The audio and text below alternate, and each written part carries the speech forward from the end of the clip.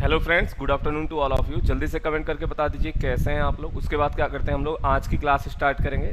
ठीक है, थोड़ा सा तबीयत मतलब ठीक नहीं है, आपको आवाज़ से पता चल रहा होगा।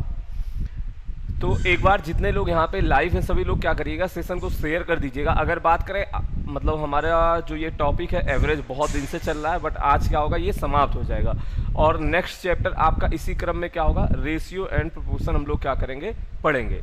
बात समझ में आ गई। और दोनों क्या है, एफकेट के एग्जाम में पूछे जाते हैं। उसके बाद क्या करेंगे, फिर कोई एक टॉपिक उठाएंगे जैसे टाइम एंड वर्क, या फिर आप बताओगे तो सिंपल इंटरेस्ट और कंपाउंड इंटरेस्ट खत्म कर सकते हैं। एक बार कमेंट करके बता दीजिए साउंड वगैरह ओके है।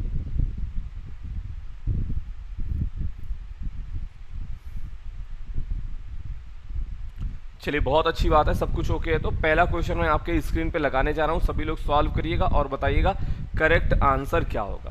ठीक है, और उसके पहले आपको बता दें जो आपका बैच था वो आज से स्टार्ट हो चुका है। तो अगर कोई ज्वाइन करना चाहता है, आपके पास सुनहरा मौका है। आप जो है नीचे डिस्क्रिप्शन में लिंक दिया गया है, आप वहां से इस कोर्स को ज्वाइन कर सकते हैं। ठीक है, तो पहला क्वेश्चन आपके स्क्रीन पे आ गया, सभी लोग सॉल्व करके बताइए करेक्ट आंसर क्या होगा। बोला जा रहा 3 समूह जिनमें 35, 40 और 50 स्टूडेंट हैं, विद्यार्थी हैं, उनका जो औसत है वो क्या है, 60, 70 और 80 है। तो आपसे पूछा जा रहा है सभी विद्यार्थियों का औसत क्या होगा, और ये जो एवरेज दिया गया ये उनके नंबर का एवरेज है, उनके मार्क्स का क्या है, एवरेज है। तो सभी लोग सॉल्व करके बताइए,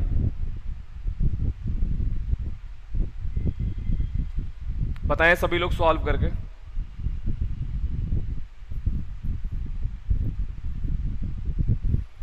तीन समूह हैं जिनमें बताया जा रहा, एक में है 35 स्टूडेंट, दूसरे में आपके 40 स्टूडेंट है। उसके बाद अगर बात करें यहाँ पे कितने स्टूडेंट हैं, 50 स्टूडेंट है।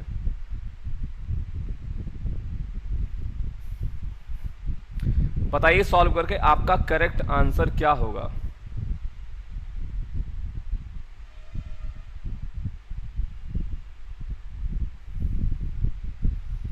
हाल चाल थोड़ा कम ठीक है।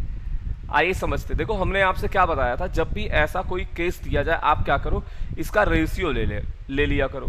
ठीक है, तो जब आप इसका रेशियो लोगे, 5 से डिवाइड करोगे, ये आपका 7 आ जाएगा, ये 8 आ जाएगा, ये 10 हो जाएगा। यानी कि आप कैलकुलेशन उस पे ना करके आप कैलकुलेशन इसी पे कर सकते हैं, 7, 8 और 10 पे।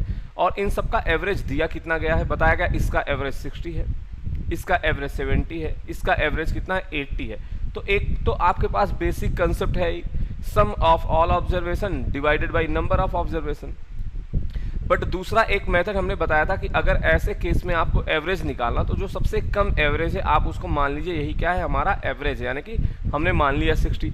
बट आप यहाँ पे देखोगे सर 8 जो है वो क्या है, यहाँ पे प्लस 10 से ज़्यादा है, यानी कि आपका औसत अभी गलत है, 80 ज़्यादा करना पड़ेगा। और यहाँ पे इससे ये क्या है, 20 ज़्यादा, कितने लोगों का, 10 लोगों का। तो ये क्या होगा 200, यानी कि 200 यानी कि 200, ये भी ज़्यादा हो जाएगा। और ये सब जो ज़्यादा आए हैं ये क्या होगा, 7, 8, 15, 10, 25, यानी कि 25 लोगों में इक्वली डिस्ट्रीब्यूट हो जाएगा। बात समझ में आ गई। अब क्या होगा, आपका 60 प्लस का 280 डिवाइडेड बाई 25, यही आपका करेक्ट आंसर है। छोटी सी कैलकुलेशन है, उसको सॉल्व कर लेते हैं। 25 से डिवाइड करोगे, ये 1 टाइम जाएगा, 25 आ जाएगा, फिर से एक बार जाएगा, बचेगा आपके पास 5, यानी कि 2 बार चला जाएगा, यानी कि 71.2 क्या होगा, हमारा करेक्ट आंसर आ रहा होगा। जिसने कैलकुलेशन किया होगा उसका आंसर भी 71.2 ही आ रहा होगा, और जिसने इस तरह से क्वेश्चन को शॉर्ट में सॉल्व किया होगा उसका भी आंसर क्या होगा, 71.2 आ रहा होगा। तो देखो आप लोग देख लेना, अगर कोई नया है तो पिछले क्लास में इसका मेथड भी आपको सिखाया गया, 2-3 क्वेश्चन वहां पे आपको और कराए गए हैं। पिया, नेहा, बबलू, जगजीत, प्रकाश, बहुत बढ़िया। चलिए मूव करते हैं क्वेश्चन नंबर नेक्स्ट की ओर। तो हमारा पिछले क्लास में क्या हुआ था, यही क्वेश्चन आपको दिया गया था।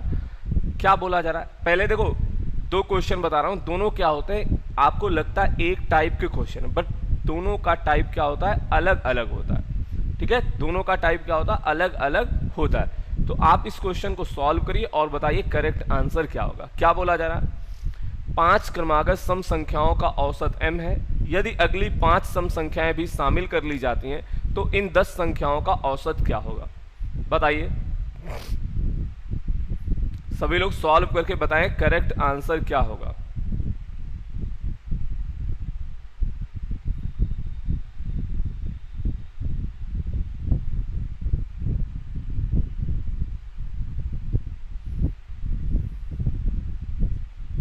5 क्रमागत सम संख्याओं का औसत कितना है, m है। यदि अगली 5 सम संख्याएं भी शामिल कर ली जाती हैं तो इन 10 संख्याओं का औसत क्या होगा, ये आपसे पूछा जा रहा है। सभी लोग सॉल्व करके बताइए करेक्ट आंसर क्या होगा।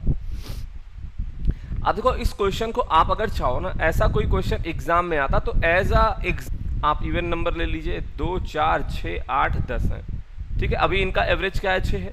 पूछा जा रहा अगली 5 संख्याएं और जोड़ दी जाती हैं, यानी कि 12 भी आ जाएगा, 14 भी आ जाएगा, 16 भी, 18 भी और 20 भी आ जाएगा। अब आप देखो इनका एवरेज क्या होगा। आप कहेंगे सर एवरेज तो अब यहाँ पे बीच में कहीं पे आएगा, 10 और 12 के बीच में आएगा, यानी कि एवरेज हमारा 11 हो जाएगा। और औसत क्या होगा, 5 से बढ़ रहा है, तो यानी कि आपका यहाँ पे आंसर क्या हो जाएगा, m+5। ये हमने बता दिया। आप एग्जाम में कुछ मान के कोई वैल्यू अपने साइड से लेके कैसे आंसर बता सकते हैं, ठीक है। और क्वेश्चन को अगर आपको समझना है तो वो भी क्या करते हैं, मैं बताता हूं कैसे सॉल्व होगा। जो m+2 बता रहे हैं उन लोगों का आंसर गलत है। हाँ 9 PM वाली क्लास आपकी होगी पीयूष जी।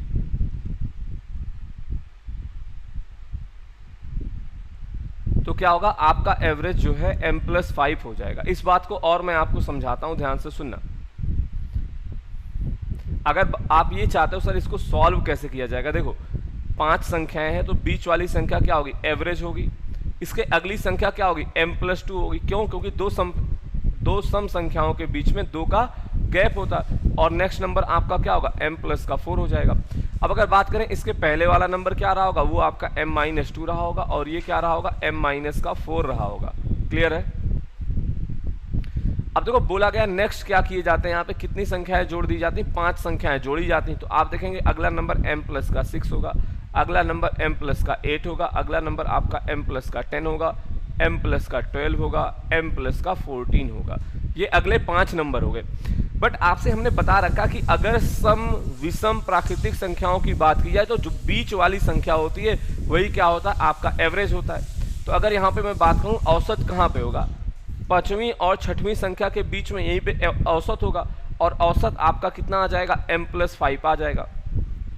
भाई m+4 और m+6 के बीच में कौन सा नंबर होगा, m+5 होगा। बात समझ में आ गई, ठीक है। बट देखो आप एग्जाम में आपके पास इतना समय नहीं रहता कि आप मतलब इतना ज्यादा मतलब सभी नंबर आप लिखो। कल को पूछ लिया गया 10 क्रमांक संख्या दी गई है और अगली 20 को सम्मिलित कर लिया जाता है, तो बताओ औसत पे क्या प्रभाव पड़ेगा, या फिर औसत कितने से बढ़ जाएगा। तो आप एक चीज बता रहा हूं, इसको डायरेक्ट आप नोट कर लीजिए। अगर इवन और ऑड की बात की जाए, और या तो आपसे नेचुरल नंबर की बात करेगा वो, 2 ही केस बनेगा, या तो इवन ऑड की बात की जाएगी या तो नेचुरल नंबर की बात की जाएगी। तो जब इवन ऑड की बात की जाएगी तो जितने नंबर जोड़े जा रहे हैं, मान लो नेक्स्ट मैंने माना यहाँ पे x नंबर जोड़े जा रहे हैं, तो आपका एवरेज क्या होगा, x से बढ़ जाएगा, ठीक है। और अगर नेचुरल नंबर की बात की जाएगी तो एवरेज क्या होगा, x/2 से बढ़ेगा। जैसे एक एग्जाम्पल के तौर पे मैं बताता हूँ। अब अगर आपको ये पता है ना, तो एग्जाम में मान लो ये क्वेश्चन आता, बोला गया है अगली 5 संख्या जोड़ी जाती हैं, तो हमें पता एवरेज हमारा इवन की बात की गई है, m+5 हो जाएगा। अब अगर देखो बोला जाता कि 10 संख्याएं हैं, विषम संख्याएं हैं, उनका औसत m है, अगली 30 विषम संख्याओं को जोड़ लिया जाता है, तो बता दो 40 की 40 विषम संख्याओं का औसत क्या होगा। आप बोलते हैं यहाँ पे 30 संख्याएं नेक्स्ट जोड़ी जा रही हैं, यानी कि एवरेज क्या होगा, नेक्स्ट जितनी संख्या जोड़ी जा रही है उतने से बढ़ जाएगा। तो m+30 आपका करेक्ट आंसर हो जाता। बात समझ में आ गई। ये हमने यहाँ पे दिखाया है कि नेक्स्ट कितने नंबर यहाँ पे ऐड किए जा रहे हैं। क्लियर हो गया।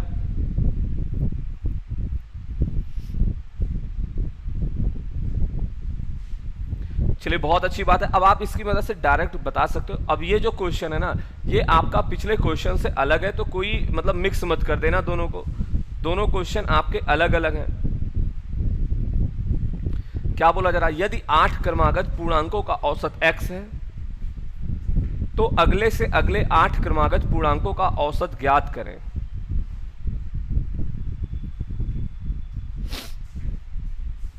बताइए सॉल्व करके, सभी लोग सॉल्व करें और बताएं करेक्ट आंसर क्या होगा।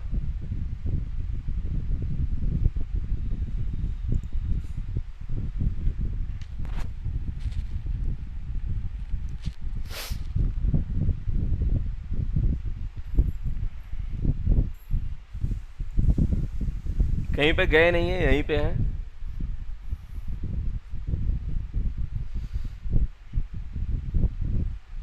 बताइए सॉल्व करके आपका करेक्ट आंसर क्या होगा।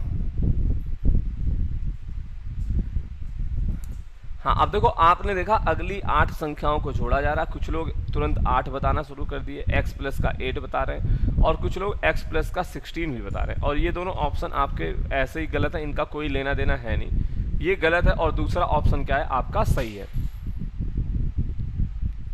अब ये अलग कैसे, आइए ध्यान से समझते हैं। देखो बोला गया था 8 संख्याएं, एग्जाम्पल के तौर पे मैं आपको नंबर लिख के दिखा रहा हूँ। 1 है, 2 है, 3 है, 4, 5, 6, 7, 8, ये 8 क्रमागत पूर्णांक हो गए। ठीक है, बोला गया अगले से अगले 8 को छोड़कर, अगले से अगले 8, समझ में आ रही बात कि अगला 8 छोड़ दिया गया, अगले 8 का एवरेज आपसे पूछा जा रहा। अच्छा, अगर मैं आपसे पूछता नेक्स्ट 8 नंबर का एवरेज क्या होगा, तो आप देखो क्या होता, ये वाली संख्या 9 होती, अगला नंबर 10 होता। यानी कि आप अगर ध्यान से देखो तो आपके सभी नंबर क्या हो रहे हैं भाई, 8 से बढ़ जा रहे हैं। सभी संख्याएं 8 से बढ़ जाएंगी, तो औसत भी क्या होता आपका 8 से बढ़ जाता। बट वो इसकी बात कर ही नहीं रहा।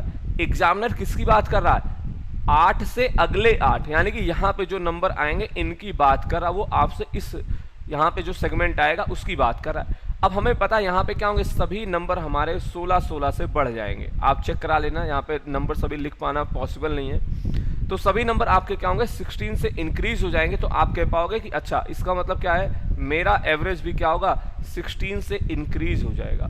आपका औसत भी क्या होगा 16 से बढ़ जाएगा। और पुराना औसत क्या था, x था, तो औसत जब 16 से बढ़ेगा, x प्लस का 16 क्या होगा, हमारा करेक्ट आंसर हो जाएगा। क्लियर है, बताइए समझ में आया।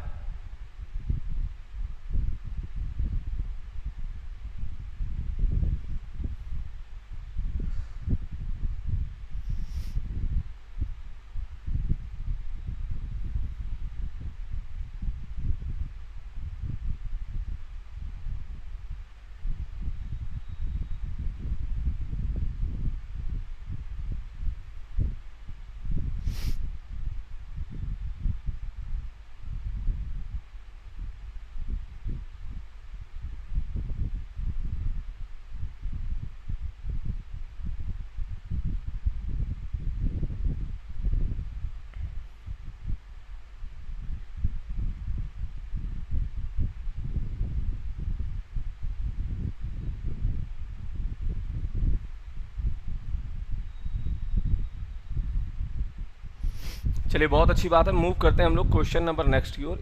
इसे सॉल्व करिए और बताइए करेक्ट आंसर क्या होगा। क्या बोला जा रहा, out of 11% 100% spend race 40 each of their meal, यानी कि 11 में से 10 लोग क्या करते हैं 40 रुपए खर्च करते हैं। बोला जा रहा 11वां व्यक्ति जो है वो औसत की अपेक्षा 30 रुपए अधिक खर्च करता है, तो सभी व्यक्तियों द्वारा खर्च किया गया कुल धनराशि कितना है। सॉल्व करके बताइए करेक्ट आंसर आपका क्या आएगा। सभी लोग सॉल्व करके बताएं।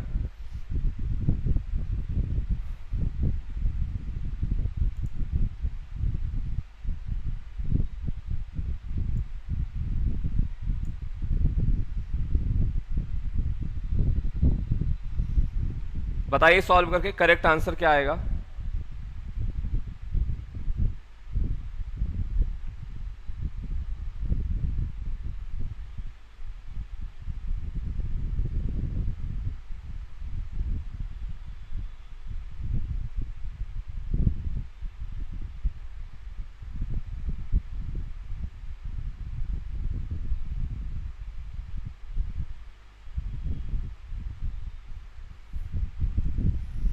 ये क्वेश्चन शायद पिछली क्लास में कराया जा चुका था।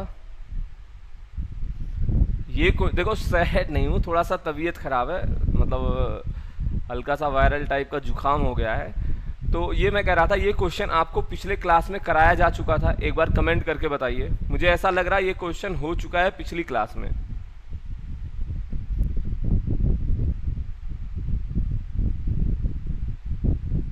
पिछले क्लास में हो चुका ना, 473 आपका आंसर आया था। इस क्वेश्चन का आंसर बता दीजिए क्या होगा, इसको सॉल्व करके बताइए।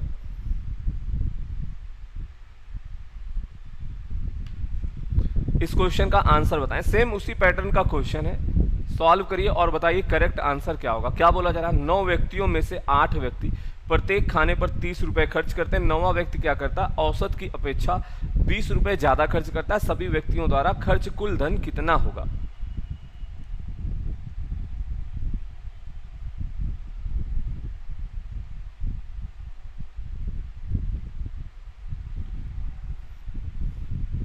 तो इस केस में आप क्या करते हो, देखो हमने आपको x मान के सॉल्व करना बता दिया था, मुझे याद आ गया 473 आपने मतलब सॉल्व किया था, ठीक है। तो 9 व्यक्तियों में से 8 व्यक्ति का एवरेज कितना दिया गया, 30 दिया गया है, यानी कि ये लोग मिलके क्या कर रहे हैं, 30 रुपए खर्च कर रहे हैं, ठीक है।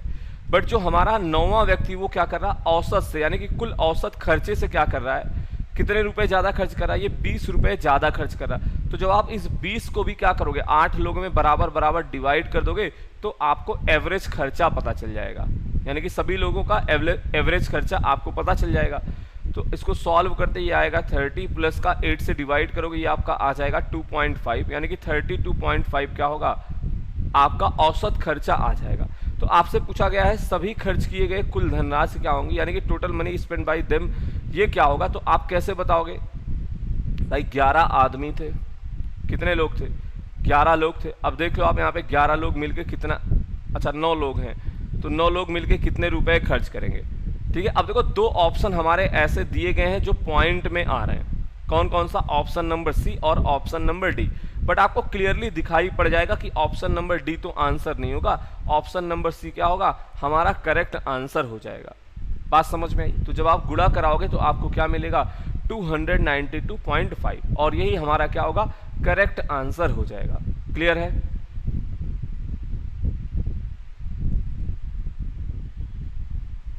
चलिए बहुत अच्छी बात है, मूव करते हैं क्वेश्चन नंबर नेक्स्ट की ओर, इसे सॉल्व करते हैं। देखो ये सब जो क्वेश्चन है ना, अब आपके लास्ट के जो 2-3 क्वेश्चन आपको दिखाई पड़ेंगे, ये आपके क्वेश्चन ऐसे हैं जो एग्जाम में अलग डाटा के साथ दिखाई पड़ जाएंगे। अगर किसी ने मान लो एवरेज बहुत अच्छे से नहीं पढ़ा, उसको बेसिक नॉलेज है एवरेज की, तब भी वो क्वेश्चन सॉल्व कर लेगा, बस डाटा थोड़ा सा आपको क्या कर सकता है, डरा सकता है। यहां पे क्या बोला गया है, एक समूह ए की 8 लगातार सम संख्याओं का योग कितना है, 376 है। एक अन्य समूह की 5 लगातार संख्याओं का योग क्या होगा, जिसकी छोटी संख्या का मान समूह ए के माध्य से क्या है, 15 अधिक है। माध्य का मतलब क्या है, समूह ए के एवरेज से क्या है, 15 ज्यादा है, ठीक है। तो बताइए सभी लोग,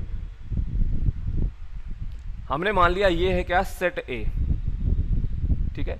तो अगर मैं आपसे पूछूं सेट ए का एवरेज कितना होगा, आप इजीली बता सकते हो कि नहीं बता सकते हो भाई। एवरेज आप कैसे निकालते हो, sum of all observation divided by number of observation, यानी कि 376 डिवाइडेड बाय 8, और इसको आप सॉल्व करोगे ये कितना आ जाएगा, 4 और 70 मतलब 7, यानी कि 47 आ जाएगा, ठीक है। तो एवरेज आ गया 47। अब आपसे क्या बोला जा रहा है कि जो समूह, अगला समूह है, एक अन्य समूह की 5 लगातार संख्याओं का योग क्या होगा, जिसकी छोटी संख्या का मान समूह ए के माध्य से क्या है, 15 ज्यादा है।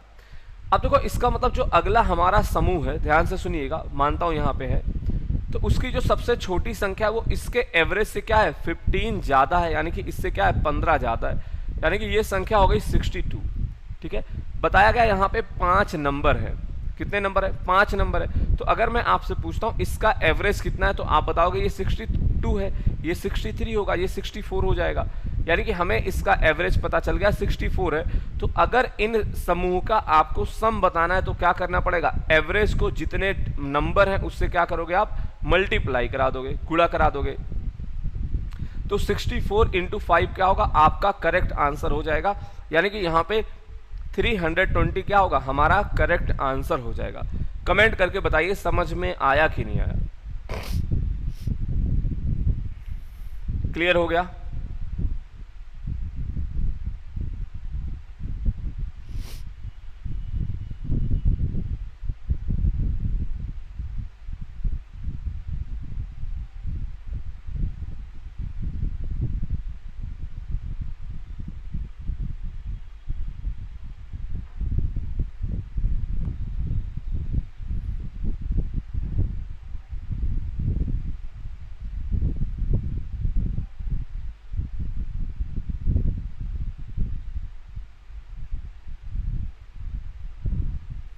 चलिए समझ में आ गया, बहुत अच्छी बात है। मूव करते हैं क्वेश्चन नंबर नेक्स्ट की ओर। इसका आंसर बताइए क्या होगा, सभी लोग सॉल्व करके बताएं।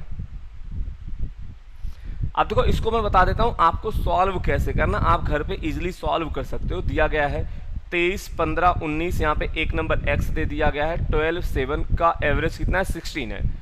ठीक है, तो बेसिक सा कंसेप्ट है। आप क्या करोगे, यहाँ से x की वैल्यू फाइंड आउट कर लोगे, यहाँ से आप y की वैल्यू फाइंड आउट कर लोगे और इसमें आप वैल्यू पुट करा देंगे। अप्रॉक्सीमेशन वाला आप मेथड लगाइएगा, आपका आंसर आ जाएगा। ठीक है, तो ये क्वेश्चन आपका क्या है, होमवर्क का है, आप घर पे इसकी प्रैक्टिस करना। अगला क्वेश्चन मैं क्या करता हूँ, सॉल्व करा देता हूँ।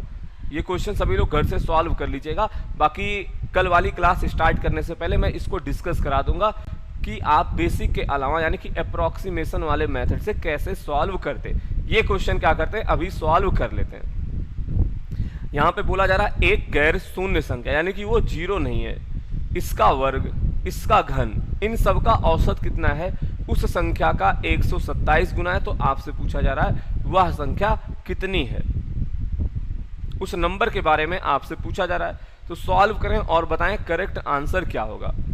भाई एक संख्या है, नॉन जीरो नंबर, यानी कि आप मान लोगे वो संख्या कितनी है, x है। हमने मान लिया वो संख्या x है। बोला गया उसका स्क्वायर कर लो, उसका आप क्यूब कर लो, और इन सब का औसत कितना है, उस संख्या से 127 गुना है। बात समझ में आ गई। इनका एवरेज क्या होगा भाई, एवरेज निकालने के लिए 3 से आपको डिवाइड करना पड़ेगा और औसत कितना आ जाएगा 127। क्लियर हो गया। अब आप देखो दोनों साइड हम क्या करेंगे, यहाँ पे मैं x कॉमन लूंगा और x से x को डिवाइड कर दूंगा।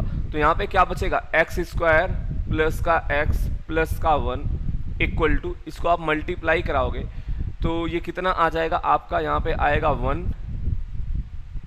ठीक है, और 12 दूनी 12 तिहाई 36 और 2 क्या होगा 38, यानी कि 381 आ जाएगा। क्लियर है, इनटू का आएगा x। अब यहां से सॉल्व करोगे आप देखोगे x की वैल्यू क्या होनी चाहिए।